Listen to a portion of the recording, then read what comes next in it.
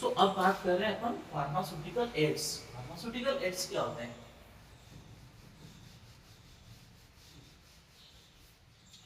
So guys अब बात कर रहे हैं अपन फार्मास्यूटिकल एड्स। यहाँ तक जहाँ पे भी आपको दिक्कत आए ना, तो आप मुझे डेफिनेटली वहाँ पे पूछ लीजिए, क्योंकि कमेंट बॉक्स में आप पूछोगे तो definitely will be sort out it, क्योंकि आपके लिए बहुत ज़्यादा इंपॉर्टेंट रहने वाला है। अब बात करेंगे अपन फार्मास्यूटिकल एड। फार्मास्यूटिकल एड क्या होता है, कोई बताएगा? तो फार्मास्यूटिकल एड्स आर दो substances that do not have any direct pharmacological or physiological action in our body, that have little or no therapeutic value but they are important for the manufacturing। ये ऐसे substance होते हैं जो क्या है कि इनके बिना कोई फॉर्मुलेशन बन नहीं सकती, लेकिन काम के किसी के लिए, ठीक है। तो फार्मास्यूटिकल एड्स आर दो substances that do not have any direct, मतलब कि ये अगर आपने कोई फॉर्मुलेशन बनाई है तो इनका कोई रोल नहीं रहेगा, लाइक तो ये किसी कोई एक्टिविटी प्रोड्यूस करेंगे, लेकिन इनके बिना वो ड्रग नहीं बनेगी, वो फॉर्मुलेशन नहीं बनेगी। तो ये सब्सटेंस क्या है कि इनका काम क्या होता है, या तो आपकी स्टेबिलिटी को बढ़ाएंगे, सोल्यूबिलिटी को बढ़ाएंगे, और उसके बाद में आपकी ड्रग्स जो बना रहे हैं ना उसकी कैपेसिटी को बढ़ाएंगे। तो ये इसकी नॉर्मल नॉर्मल बात करेंगे। ये क्या है, इस तरह से बाइंडर्स होते हैं, डिसइंटीग्रेट या लुब्रिकेंट का काम करते हैं, जो क्या है कि काम के नहीं है, लेकिन इनके बिना काम नहीं होगा। मतलब कि यार अब इनको क्या बोलोगे, आपके यहाँ पे क्या बोलते हैं? मुझे तो हमारे यहाँ तो मतलब ऐसे ही तो अब आप बताओ आपके यहाँ क्या बोलते हैं, आपके देशी लैंग्वेज। फर्स्ट जो आपका रहता है केवोलिन।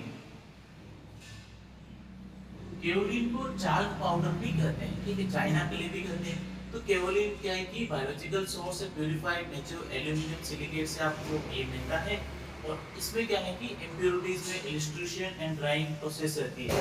तो इसमें क्ले सुखाया जाता है, जो कि फेल्डस्पार पोटेशियम एल्यूमिनो सिलिकेट और ग्रेनाइट रॉक से ये इसमें सिलिका प्रेजेंट रहती है, जो 47%, एल्यूमिना 40% और वाटर 13% इसमें बहुत ज्यादा प्रेजेंट रहता है। और ये यूनाइटेड स्टेट, फ्रांस और इंग्लैंड में पाया जाता है।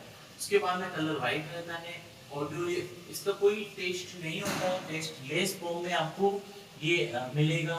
उसके बाद में ये जो केमिकल कंस्टिट्यूएंट की बात करें, तो इसमें है ना एल्यूमिनियम सिलिकेट बहुत ज्यादा मात्रा में पाया जाता है, ठीक है। एल्यूमिनियम सिलिकेट बहुत ज्यादा मात्रा में पाया जाता है। उसके बाद में सिलिकॉन डाइऑक्साइड है, आयरन ऑक्साइड है, टाइटेनियम ऑक्साइड है, एल्यूमिनियम ऑक्साइड है, कैल्शियम ऑक्साइड है, मैग्नीशियम ऑक्साइड है, सोडियम ऑक्साइड है, पोटेशियम ऑक्साइड, वाटर है। तो ये सारे इसमें प्रेजेंट रहते हैं। अब बात करेंगे अपन एब्सॉर्बेंट है, इसमें यूजेस क्या रहते हैं? तो ये एब्सॉर्बेंट का काम करेगा, एब्सॉर्बेंट का काम करेगा। आप इसको डायरिया में भी ले सकते हो, treatment of the diarrhoea, dysentery.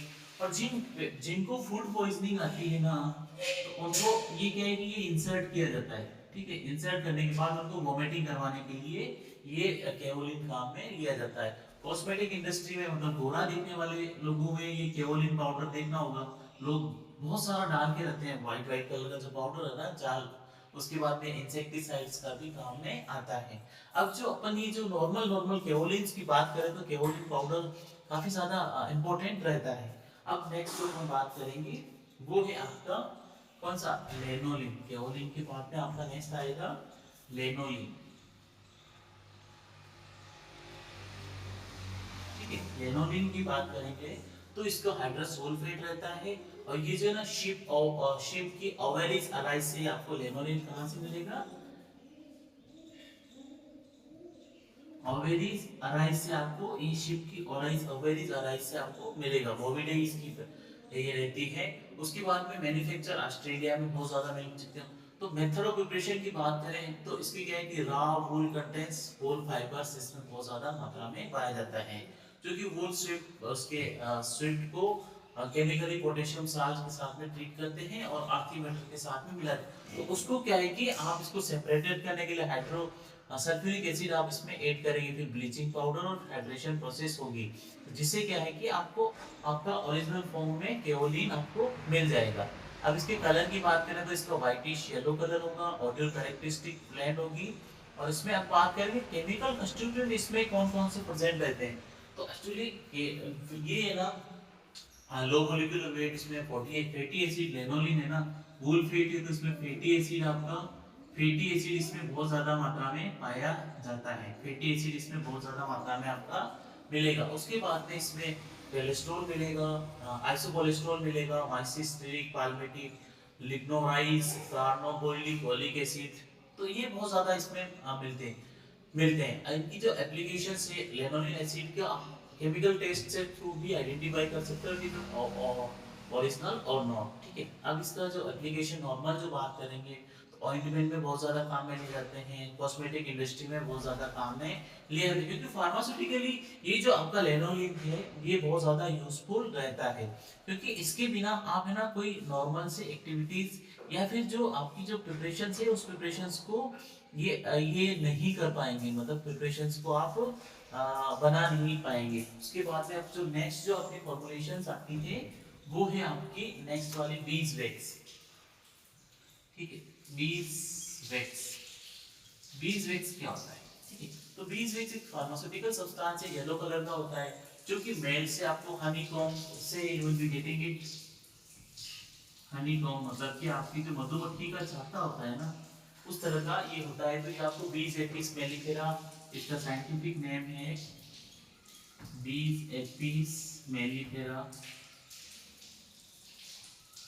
इसका साइंटिफिक नेम है, you will be getting from it. उसके ये जो है ना commercially West Africa, Jamaica, France, Italy, यहाँ से आपको बहुत ज़्यादा मात्रा में मिलता है, येलो येलोइश ब्राउन रहता है।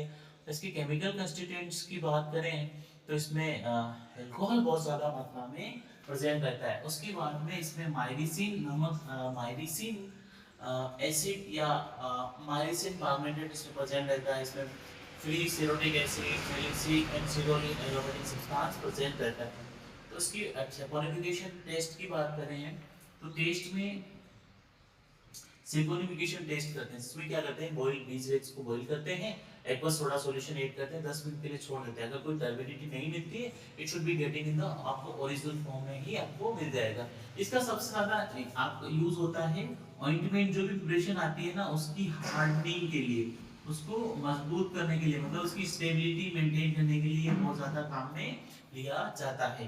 उसके बाद में कैंडल मैन्युफैक्चर आपने देखा होगा, जो आपकी अगरबत्ती मोमबत्ती आती है ना उसको बनाने के लिए, उसके बाद में आपके दांत में कोई प्रिपरेशन है उसको बनाने के लिए, लिपस्टिक में और फेस क्रीम में बहुत ज्यादा आपके ना ये बीज वैक्स काम में ले जाता है। इसके बिना तो मतलब ये प्रिपरेशन होती ही नहीं है उसकी, क्योंकि ये काफी इंपॉर्टेंट रहता है। उसके बाद में नेक्स्ट जो आपका फार्मास्यूटिकल एड्स में आता है वो आता है आपका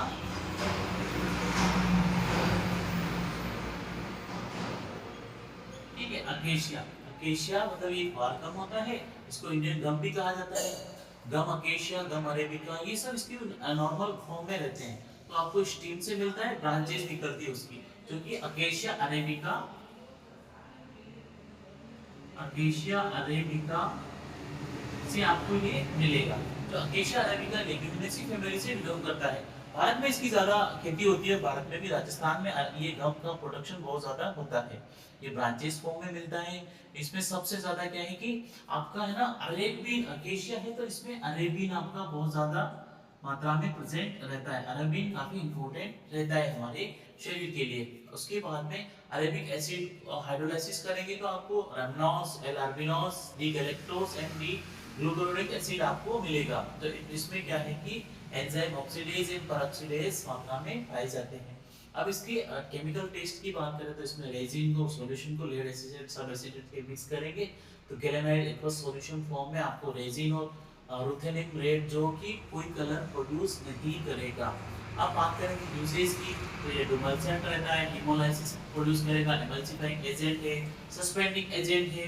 तो ये इसकी सारी प्रॉपर्टीज रहती है, बाइंडिंग कैपेसिटी इसकी बहुत ही अच्छी रहती है। तो ये ओवरऑल मतलब कि आपकी फार्मास्यूटिकल पर्पस के लिए बहुत ज्यादा एप्लीकेबल रहता है। अब जो आपका नेक्स्ट है उसकी बात करेंगे, नेक्स्ट है आपका ट्रेगाकेंथ, ठीक है। ट्रेगाकेंथ क्या होता है?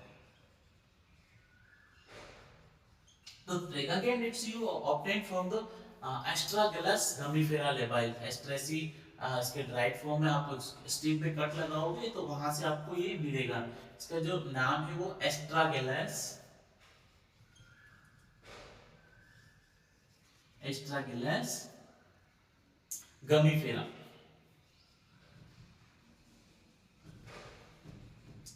एस्ट्रागिलस गमीफेरा।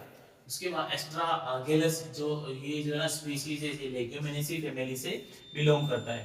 उसके बाद में इसका है ना ईरान, ग्रीस, टर्की, इराक ये बहुत ज़्यादा यहाँ से आपको मिलेगा। वाइट और पेल येलो कलर रहता है, ऑडोर लेस रहता है, मिसोजिनियस फॉर्म में आपको मिलता है। केमिकल कंस्टिट्यूएंट की बात करें तो ट्रेगागैंथ में आपके ना इसमें वाटर सोल्यूबल रहता है, पोर्शन रहता है, और इसको ट्रेगाकैंथीन कहते हैं। वाटर इनसोल्यूबल फ्रैक्शन जो होता है बासोरीन कहा जाता है। ट्रेगागैंथ में क्या है कि मिथॉक्सी ग्रुप प्रेजेंट रहता है। ट्रेगागैंथ हाइड्रोलाइसिस में करेंगे तो आपको गैलेक्टोयूरिक एसिड और एल अरेबिनो रेमनोज आपको इसमें से मिलेगा। ट्रेगागैंथ की यूज की बात करें तो ये है ना आपका कॉस्मेटिक इंडस्ट्रीज में ये बहुत ज्यादा काम में लिया जाता है। फिर उसके बाद में इमोलिएंट, ये इमोलिएंट भी रहता है। उसके बाद में ये जो है ना ट्रेगागैंथ सस्पेंडिंग एजेंट का काम करता है, थिकनिंग का काम करता है, एमल्सिफाइंग एजेंट का काम करता है। ट्रेगागैंथ जो पाउडर है ना वो एडेसिव मतलब चिपकाने के लिए भी काम में लिया जा सकता है। उसके बाद में आइसक्रीम प्रोडक्शन में बहुत ज़्यादा काम में रहता है, सॉस प्रोडक्शन के लिए भी काम में लिया जाता है। तो इसके मोटा मोटा मतलब ये बाइंडिंग एजेंट है ना, तो क्या है कि फार्मास्यूटिकल एड्स मतलब काम के नहीं है, लेकिन इसके बिना फॉर्मुलेशन बन नहीं सकती। नेक्स्ट जो आपका आता है सोडियम एल्जिनेट।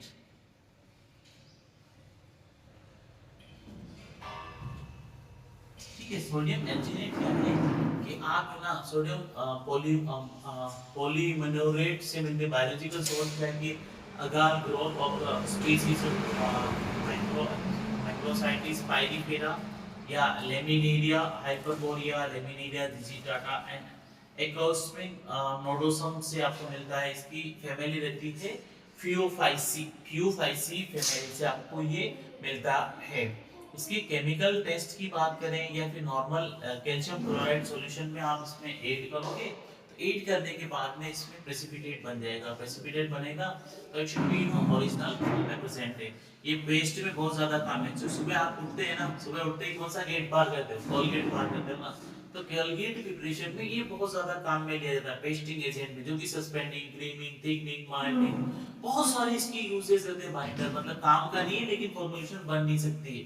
फूड इंडस्ट्री में भी काम में लिया जाता है। फूड इंडस्ट्री में जेलीज बनाने में, आइसक्रीम बनाने में, क्रीम्स बनाने में, तो इन सब के मैन्युफैक्चरर्स के लिए ये बहुत ज्यादा काम में लिया जाता है। उसके बाद में नेक्स्ट जो आपका आता है अगार। ठीक है, अगार क्या होता है? अगार क्या है कि अगार वेजिटेबल जिलेटिन होता है, जो कि जिलेटिनस सब्सटेंस आपको गैलिडियम अमानिसी से मिलता है।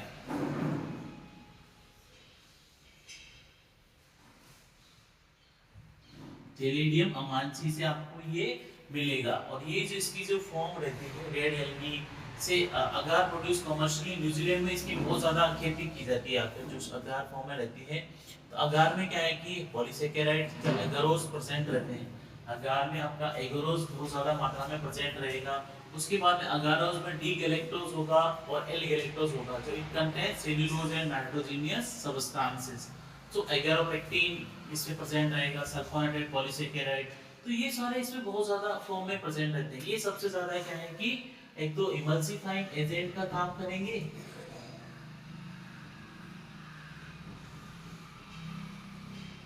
इमल्सिफाइंग एजेंट का काम करेंगे। उसके बाद में ये क्या है कि ट्रीटमेंट कंस्टिपेशन के ट्रीटमेंट के लिए काम में लेते हैं। तो ये इनकी जो नॉर्मल नॉर्मल फार्मास्यूटिकल एप्लीकेशंस रहती है ये बहुत ज्यादा यूजफुल रहता है। तो हमारे मतलब देश में लगभग अगार का प्रोडक्शन नील के बराबर होता है, बहुत कम मात्रा में होता है। अब जो अपना नेक्स्ट जो फार्मास्यूटिकल एड है वो है आपका गुआरगम। नेक्स्ट है गुआरगम। गुआरगम क्या होता है? नाम इस पर द नेम सजेस्ट, जगुआरगम भी बोलते हैं इसको, फो गुआर फ्लोर भी करते हैं। तो ये क्या है कि सीड से मिलता है। तो साइम्फोसिस टेट्राग्लोबस,